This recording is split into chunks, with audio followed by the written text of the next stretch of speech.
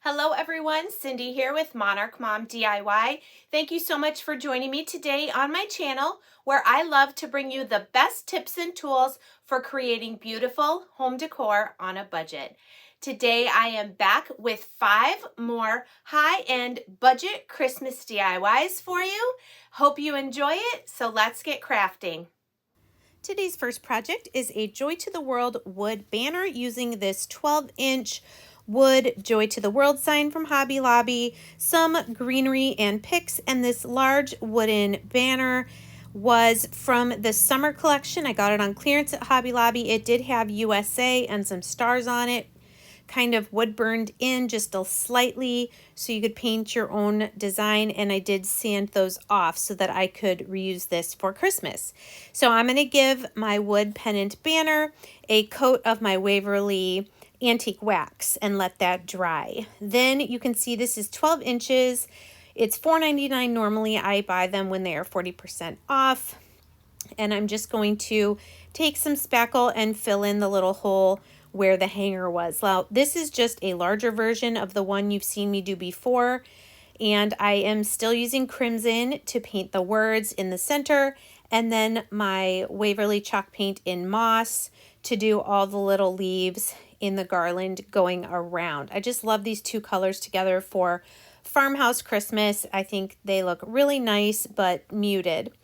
Once my antique wax was dry, I did also kind of give a matte Mod Podge finish to the front and top of my wood pennant banner just to give it more of a finished look and to make sure everything just looked nice and finished. Once that was dry, you can see it's got a slight shiny. I think that's just from my light, but it is a matte finish. I'm going to go ahead and take some wood glue gently around the back side of my Joy to the World, and then we're going to place that in the center of our pennant banner. Now, I'm going to say this now, but I would have, doing this again, I would have done all my greenery at the top first and then glued the Joy to the World just so it was a little more centered. You'll see what I mean here in a minute. So I still liked the finished product. I went ahead and put a book on there so that it would not move around while it dried.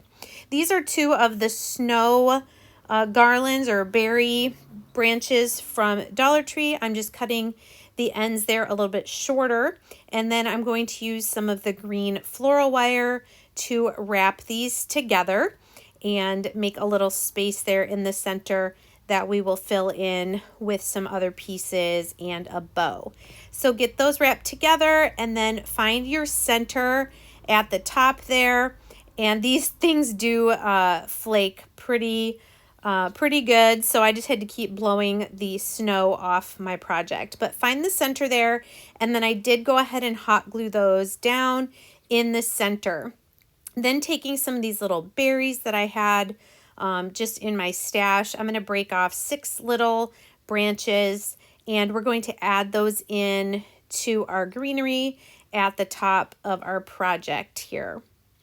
So here I'm just putting some hot glue on the ends and kind of sticking them in wherever I see fit within my greenery.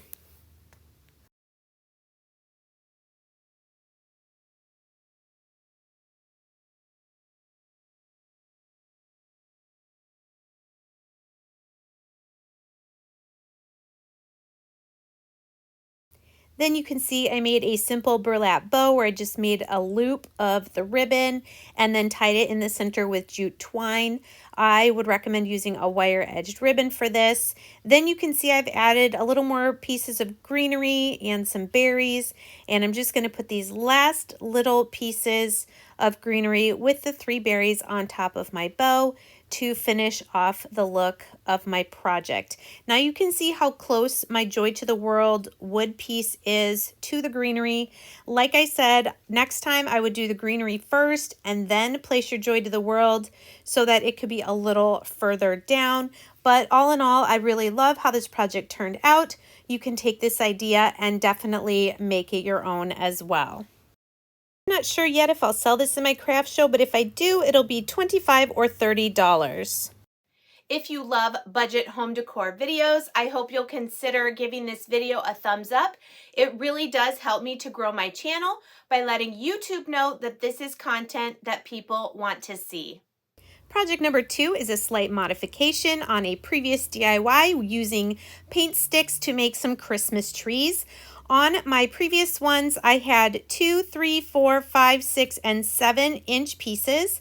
For these 2 trees, I'm also going to add an 8-inch piece and a 9-inch piece. So here are the 9 and 8, 7 and the 2, 6 and the 3, 5 and the 4. So we're going to use a total of 8 pieces for these sticks and then 2 full paint sticks for the trunk of our tree. So I had already cut the other 6 pieces that we used in the word trees. So here I'm just cutting my 8 and 9-inch pieces. The other thing I'm going to do differently with this tree is I'm not going to space out my sticks. I'm going to have them stacked on top of each other, just like this. And instead of putting Christmas colors and words, I'm going to use more farmhouse neutral tones.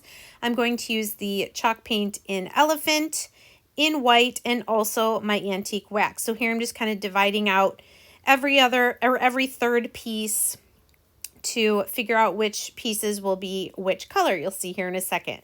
And I do not end up using that round for my base. You'll see what I do instead. So with my elephant gray, I'm going to do the 2-inch piece, the 5-inch piece, and the 8-inch piece on the front and back and all the sides, and then let those dry. Then I'm going to move to my white. I'm going to do the 3-inch piece, the 6-inch piece, and my largest 9-inch piece with the white chalk paint. And that will leave my other 2 pieces along with the trunk and my star that I'm going to do with the antique wax here in just a moment. So like I said with the antique wax, I'm doing my trunk, which is 2 full paint sticks glued together, my 4-inch piece and my 7-inch piece, and then my wood star from, you can get these at Dollar Tree, or I believe this one is from Walmart. So brush on the antique wax, wipe off the excess, and then let those dry completely. Now, using my ruler here, I am just putting a little mark at the center of each of my pieces.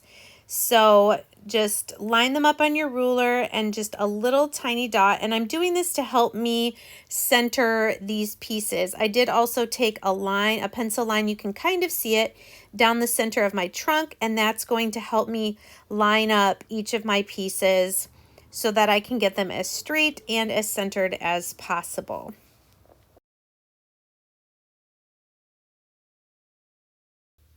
Now this trunk also has the pencil line down the center, and I'm just putting some wood glue there, and I'm going to transfer each of my pieces over, and then I'll do the same thing with my second tree. So using those pencil markings, just go ahead and glue down the pieces of your tree. You can use the ruler there to make sure they're getting straight, and just let that dry completely before you move on to the next step. So like the other trees, I'm going to use 8 of the tumbling tower blocks for the base of each tree. So you can see here I am gluing them together in sets of 2, and I'm doing this 4 times because I'm making 2 trees. And then once I have all those pairs glued together, I'm going to come back now and glue 2 pairs together to make a rectangle of 4. And then 2 of these rectangles will be used for each of my trees. Once those are dried, I am going to give those a coat of the elephant chalk paint. And then I don't know if you could tell on the paint sticks, I did sand them slightly to distress them. And I've done the same thing here on my bases. Now, like I said, 2 bases for each tree. I'm going to use a combination of wood glue and a little bit of my hot glue. And we're going to do this on the front and the back, and then we're going to kind of sandwich our tree sticking up in the middle of our 2 bases. So this piece will go on the back of our tree, and you can see there we're putting it in the center and lining them up and just squeeze it together until it's pretty much set. Then a little line of hot glue at the top there, and glue your antique wax star on. And here are your Farmhouse paint stick Christmas trees in neutral colors. I just love these and think they're a great alternative if you don't want to mess around with the sticker letters or the stencils like before. Project number 3 are going to be some Dollar Tree Christmas houses. I have 4 of these houses and a variety of stencils from a maker studio, some Christmas scrapbook paper from Hobby Lobby, and some window clings. Now I want to make these dual purpose, so to cover up the colorful paper on the inside, I'm going to just do a black and white gingham check. So what I did here is I traced the outside, and you can see it's a little too big for the inside, but then I'm just going to use my fingernail to make the imprint of where I will need to trim that now so that it will fit the inside of my house. This is an alternative to taking the house apart, covering the backing, and then gluing it back together. And it works pretty well. It takes a little bit more time to trim the paper, but once you have one, go ahead, and I made 3 more so that I can do this on the inside of all 4 of my houses. This is before I even decorate them for Christmas. As an alternative to Mod Podge, you can use tacky glue. It is a little thicker, so you're going to want to put a generous amount, brush that around, and then go ahead and lay your paper down on the inside of your house. So did that to all 4. Then for one house, I went ahead and did painter's tape around that back edge. I'm just going to paint this one with my Crimson Waverly chalk paint, but I wanted to paint it not only on the front here, but also on all of the sides, which is why my painter's tape is just on the front edge of the house frame. So go ahead, paint house number 1, we'll call it, with your red chalk paint, and then we'll let that dry. My second house I'm going to do with red and black gingham paper. So flipping it over to the back, I'm going to trace again the outline of my house, cut that out, and then we're just going to Mod Podge that onto what is the back of the house, and just use Mod Podge and then spritz a little bit of water on the back of your paper and smooth that out, and then let that dry.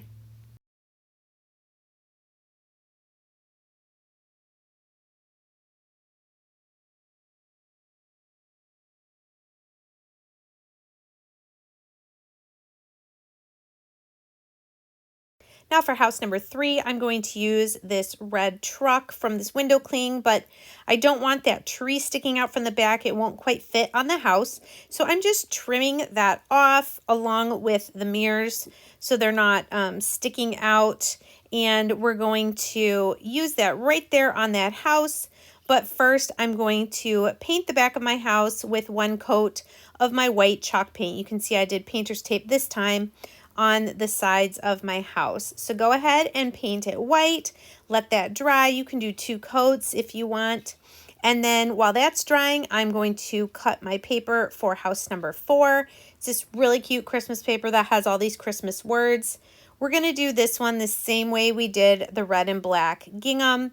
We're going to just cut that out, Mod Podge it on.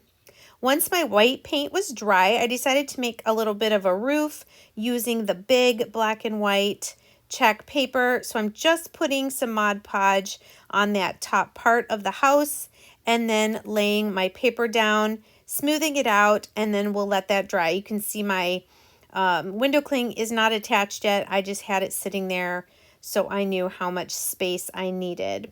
I went ahead and just did a layer of Mod Podge over the top of this right away, and then smooth it out and let that dry completely. Now we're going to come back to house number 2. This was the first one we did with the scrapbook paper. I'm just using some sandpaper and going around the edges to make it look a little more rustic and also get any extra paper off the edges. I decided to kind of scratch it up in the center as well.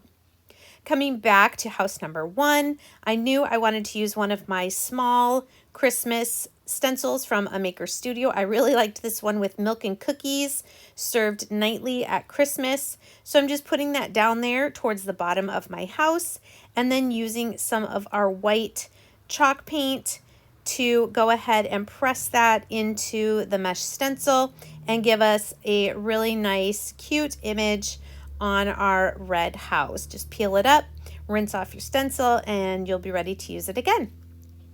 Now I'm going to come to, what number is this? Number 3, house number 3. Put some Mod Podge down now so that we can attach our little red truck down here, smooth it out, and then set that aside to dry as well. House number 2, I am going to put some Mod Podge over the paper. I will also do this on house number 4 with the Christmas words, just so that everything is nice and finished.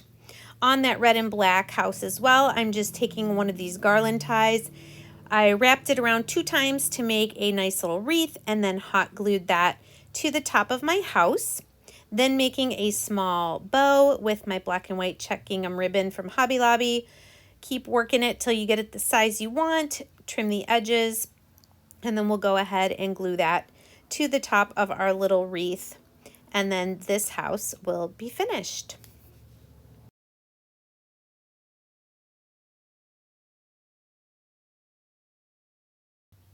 To finish up house number 3, I'm going to take some jute twine and I'm just going to wrap it a few times around the house, right where the edge of the paper is, but we're going to let that dry first.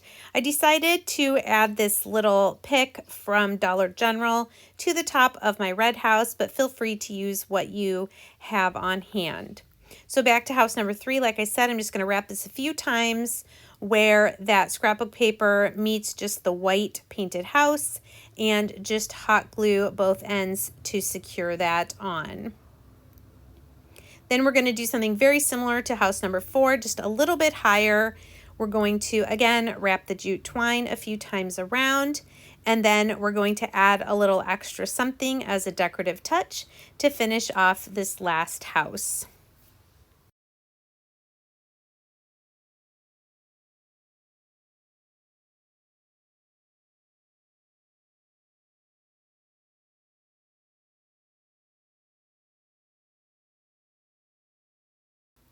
Now, these little decorative bells are from Dollar General. You get 2 pairs, but I didn't like the bow and the obviously fake green leaf and the bright gold, so I just removed all of that just so I have the 2 bells hanging from the jute twine. And all I'm going to do is go under my jute twine that's going around the house, slip each of the bells through there, and it's just going to hang there from the jute twine. Then this red and black ribbon, which is also from Dollar General, I'm going to just tie another bow and trim it, and then we're going to glue that right to the spot where the bells are hanging from our jute twine. And then our fun Dollar Tree Christmas houses will be complete. These houses are just so fun to make, and I feel like there's so many different ways that you can do them. I'm pretty sure I'll be selling these individually in my craft show for about $6 or $7 a piece.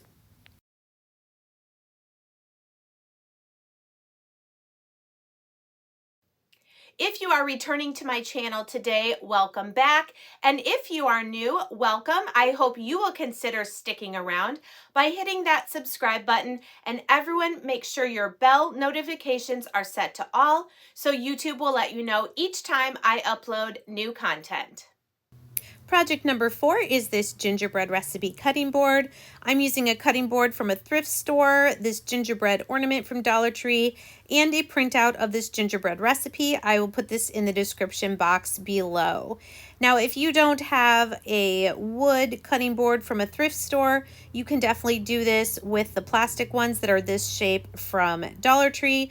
You may even be lucky enough to find it already in red. I painted mine with my crimson Waverly chalk paint, let it dry, and then sanded the edges a bit to make it look a little older. Then taking my printout, you can just print this at whatever percentage will fit your cutting board. I just trimmed it using my trimmer there to make it fit and look nice and neat. And this little gingerbread ornament is going to work perfectly. So I put a layer of Mod Podge on the front of my cutting board, spritzed a little water. Hindsight, spritz the water on the cutting board just because the ink did run just a tiny bit on the word gingerbread men up there at the top. So smooth that out, let that dry, and then it was really easy to remove the little loop or the hook at the top, and then just hot glue this little plastic gingerbread ornament right there to the cutting board. This is super simple, very cute. I probably paid, let's see, $2 maybe for the cutting board. I probably have $3 into this. I will most likely mark this probably about $10 at my craft show. And of course, if it doesn't sell for $10, I will gladly keep it because it's the only one I have. This ribbon is from Hobby Lobby and their Christmas crafts. It's really cute, just a different kind of plaid, but it is wire edged, so it's great for making bows.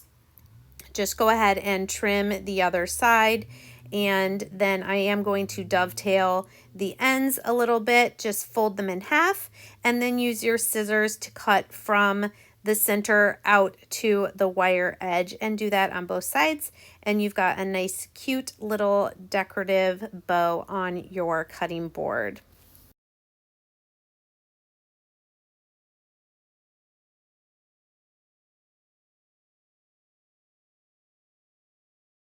And there you go. This is super cute, quick and easy. If you can't find this gingerbread ornament, you could always use a cookie cutter. You could even pair this with a cookie mix or a gingerbread cupcake mix as a gift. My final project for today is a nativity silhouette painting. I'm going to be using one of these long, thin boards from Crafter's Square, a nativity silhouette I found on a Google image search, and some paint. I did not end up using the little hay. I am just using some Michaels acrylic paint. I'm using two different blues. This one is navy blue. I'm just doing a thin coat on the front, back, and all the sides of this wood. I will say that it tended to buckle just a little bit, so try not to use too much paint. I will try to link this Google image in the description box as well. I think I just Google searched nativity silhouette printable, and then using some of my carbon tracing paper from my Amazon storefront, I'm just going to trace around this shape with the stylus, and it'll transfer the image to my wood board. Notice I am not tracing around the star because instead I'm going to place the star towards the top of this wood plank. There you can see the outline. You can also kind of see I went over the navy blue with a lighter blue just to make it not all one solid color and give some dimension to my painting.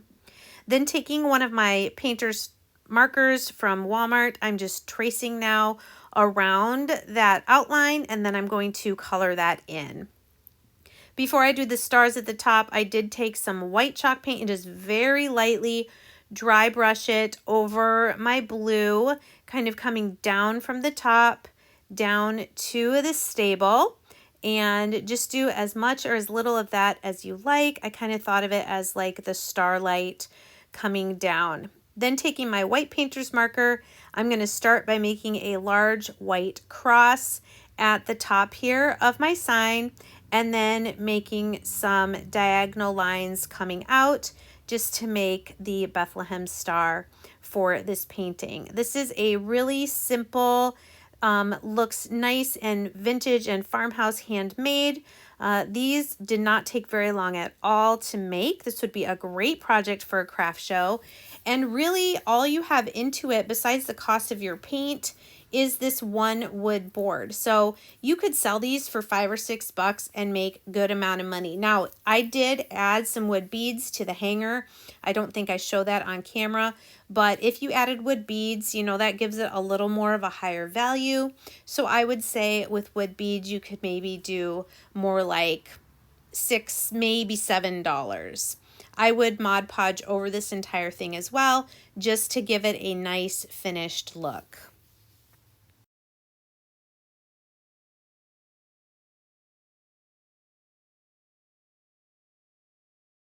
I do love the simplicity of this design. If you are not a fan of the blank space in the center, you could definitely add, "Oh, come let us adore him," or "Oh, holy night," some sort of wording to this sign as well.